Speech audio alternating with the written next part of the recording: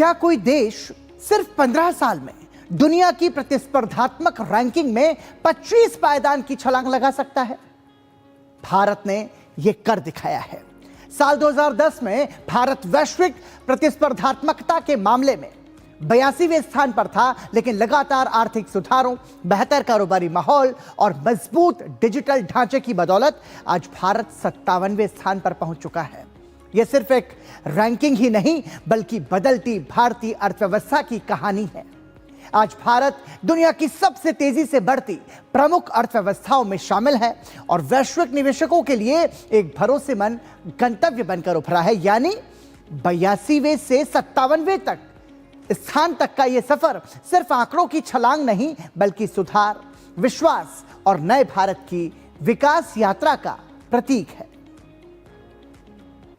जरा सोचिए, साल 2010 दुनिया की बड़ी अर्थव्यवस्थाओं की एक लिस्ट बन रही है जो ये मापती है कि किस देश के बाजार में कारोबार करना है, कितना आसान या कितना मुश्किल है।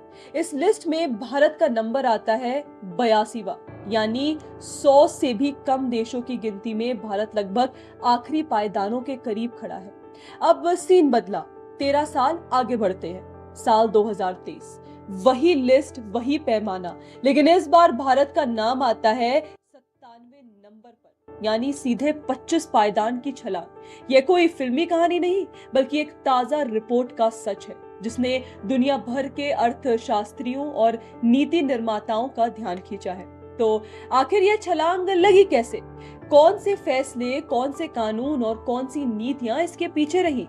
और सबसे जरूरी सवाल कि आगे क्या? आइए आज इसी सफर को कदम दर कदम समझते हैं। तो देखिए, यह जानकारी सामने आई कि भारत सरकार के वाणिज्य एवं उद्योग मंत्रालय की एक प्रेस रिलीज से, जिसका आधार है अमेरिकी थिंक टैंक कॉम्पिटियो फाउंडेशन की एक रिपोर्ट, जिसका शीर्षक है India's next growth frontier, reducing anti competitive market distortions to build on India's 2010 to 2023 reform progress. यह रिपोर्ट 28 जुलाई 2026 को शंकर सिंघम ने तैयार की है। अब बात करते हैं इस रैंकिंग के पीछे की गणित की। तो यह कोई आम सर्वे नहीं, बल्कि एक खास इंडेक्स है जिसे एंटी कम्पिटिटिव मार्केट डिस्टॉर्शंस यानी ACMD फ्रेमवर्क कहा जाता है। यह फ्रेमवर्क 3 पिलर्स पर टिका है। पहला, प्रॉपर्टी राइट्स प्रोटेक्शन, यानी संपत्ति और कॉन्ट्रैक्ट के अधिकार कितने मजबूत हैं। दूसरा, डोमेस्टिक कंपटीशन, यानी देश के भीतर कारोबार शुरू करना, बढ़ाना और प्रतिस्पर्धा करना कितना आसान है। और तीसरा, इंटरनेशनल कंपटीशन, यानी बाहरी व्यापार और निवेश के लिए बाजार कितना खुला है।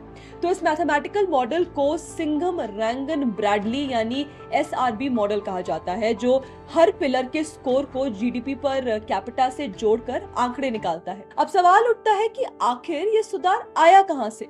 तो रिपोर्ट साफ बताती है कि सबसे बड़ा योगदान रहा डोमेस्टिक कंपटीशन यानी घरेलू प्रतिस्पर्धा में सुधार का। और इस सुधार का सबसे बड़ा कारण बना गुड्स एंड सर्विसेज टैक्स यानी GST, जो 2017 में लागू हुआ था। विश्व व्यापार संगठन यानी WTO के सचिवालय की ट्रेड पॉलिसी रिव्यू रिपोर्ट के मुताबिक GST ने केंद्र और राज्यों के तमाम अलग अलग टैक्स को मिलाकर देश के बाजार को एक सूत्र में पिरोया, जिससे कैस्केडिंग इफेक्ट यानी टैक्स पर टैक्स लगाने की दिक्कत कम हुई और लॉजिस्टिक्स लागत घटी। इसके साथ ही 2016 में लागू हुए इंसॉल्वेंसी बैंकरप्टेंसी कोड यानी IBC का भी बड़ा हाथ रहा। अब देखिए, इस कानून का मकसद था दिवालिया कंपनियों के मामलों को तय समय सीमा में सुलझाना, संपत्तियों की वैल्यू को अधिकतम करना और कर्ज की उपलब्धता बढ़ाना। इन्हीं सुधारों का असर वर्ल्ड बैंक की डूइंग बिजनेस रैंकिंग में भी साफ दिखा। भारत वर्ल्ड बैंक की रिपोर्ट के मुताबिक यह सुधार खास तौर पर टैक्स भरने, सीमा पार व्यापार और बैंकरप्टेंसी सुलझाने जैसे क्षेत्रों में हुआ। व्यापार को आसान बनाने के लिए कस्टम सिस्टम में भी बड़े बदलाव किए गए। रिपोर्ट में इंडियन कस्टम्स इलेक्ट्रॉनिक गेटवे यानी ICEGATE, single window interface for facilitating trade यानी SWIFT, authorised economic operator programme, direct port delivery और डायरेक्ट पोर्ट एंट्री जैसी पहलों का जिक्र है। WTO सचिवालय के मुताबिक SWIFT सिस्टम ने 9 अलग अलग दस्तावेजों की जगह एक इंटीग्रेटेड डिक्लेरेशन शुरू की और ऑनलाइन क्लियरेंस को मुमकिन बनाया, जिससे माल की आवाजाही तेज हुई। अब देखिए, इस पूरी उपलब्धि के आर्थिक मायने भी समझना जरूरी है। रिपोर्ट का अनुमान है कि इन सुधारों की वजह से भारत को हर साल जीडीपी पर कैपिटा में करीब 1% का अतिरिक्त फायदा मिल रहा है और 5 साल के दायरे में डिस्टॉर्शन से जुड़े संभावित नुकसान में 11% अंक की कमी आई है। 3 में से सबसे मजबूत सुधार डोमेस्टिक कंपटीशन पिलर में देखा गया, जहां 7 अलग अलग वेरिएबल्स में आर स्क्वायर्ड वैल्यू 0.74 से ऊपर और कई में तो 0.90 से भी ऊपर दर्ज हुई। यानी यह सुधार कोई अस्थायी उछाल नहीं, बल्कि लगातार और स्थिर प्रगति रही। अब तक की कहानी देखिए शानदार लगती है ना? लेकिन दोस्तों, यह रिपोर्ट सिर्फ तारीफ तक सीमित नहीं है, इसमें आगे के रास्ते की भी खुलकर बात की गई है और यही हिस्सा सबसे दिलचस्प है, क्योंकि यह बताता है कि भारत की अगली छलांग कहां से आ सकती है।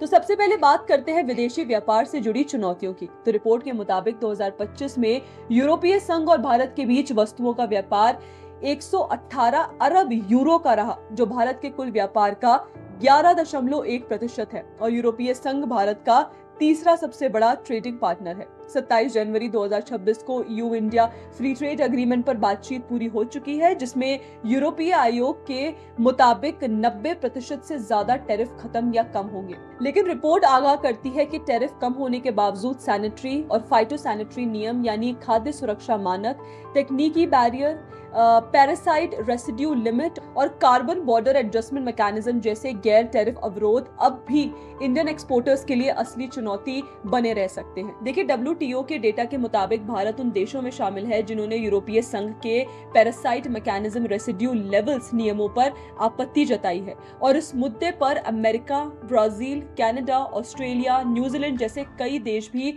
भारत के साथ खड़े नजर आते हैं। एक और दिलचस्प एंगल ये भी है कि अगर ब्रिटेन यूरोपीय संघ के सैनिटरी फाइटोसैनिटरी नियमों से डायनामिकली अलाइन हो जाता है तो भारत को हाल ही में हुए यूके इंडिया FTA का पूरा फायदा मिलने में दिक्कत आ सकती है, क्योंकि भारतीय निर्यातकों को ब्रिटेन में भी यूरोपीय संघ जैसा ही सख्त नियम कायदा झेलना पड़ सकता है।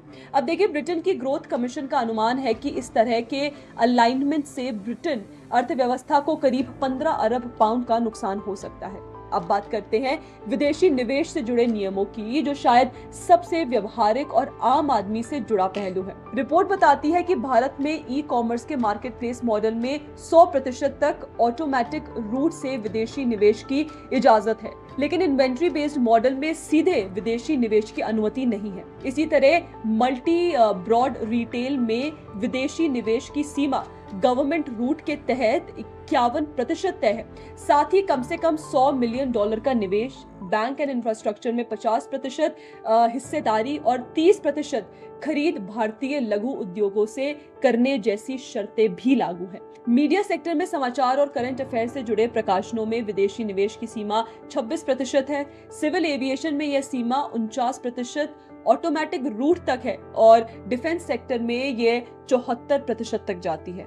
तीसरा और शायद सबसे आधुनिक पहलू है डिजिटल कंपटीशन पॉलिसी का। रिपोर्ट में कंपटीशन कमीशन ऑफ इंडिया द्वारा गूगल पर लगाए गए जुर्माने का जिक्र है कि अक्टूबर 2022 में एंड्रॉयड मामले में करीब 1337.76 करोड़ रुपए और प्ले स्टोर बिलिंग पॉलिसी मामले में करीब 636.44 करोड़ रुपए का जुर्माना लगाया गया था। साथ ही 2024 में पेश हुए ड्राफ्ट डिजिटल कंपटीशन बिल और ग्लोबल टर्नओवर आधारित पेनाल्टी फ्रेमवर्क पर भी रिपोर्ट में विश्लेषण किया गया है, जिसमें कहा गया है कि नियमों को सबूत आधारित, अनुपातिक और पारदर्शी रखना जरूरी है ताकि निवेशकों का भरोसा बना रहे और इनोवेशन प्रभावित ना हो।